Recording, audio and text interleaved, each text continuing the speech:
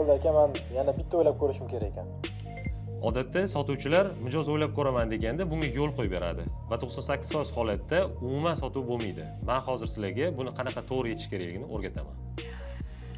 Xo'p, Behruz aka, men sizni tushundim.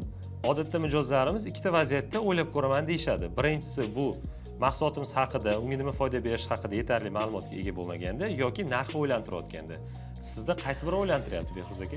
Bu yerda qanaqa texnika qo'lladim? Birinchi navbatda mijozni tasdiqladim, ya'ni uni tushunayotganini bildirdim va ikkinchi texnika bu tanlovsiz tanlov berish texnikasi, ya'ni o'ylab ko'rish uchun ikkita sabab borligini va sizda qaysi biri ekanligini so'radim. Odatda ikkita variant berilganda odam bittasini tanlashim kerak degan majburiyat his qiladi va shunda uni rostdan ham agar ma'lumot kamligi o'ylantirayotgan bo'lsa yoki narx o'ylantirayotgan bo'lsa, ikkitasidan bittasini tanlaydi. Va tanlagandan keyin siz aynan o'sha e'tirozi bilan ishlashni boshlaysiz. Shunda mijozlaringizni ko'proq holatda ushlab qolishingiz mumkin. Shogirdlarimga o'xshab 0 dan 20 milliongacha va undan ko'p daromadga chiqish uchun va sotuv sohasiga oid aynan shunaqa amaliy ma'lumotlarni olib turish uchun blogimga obuna bo'lib qo'ying.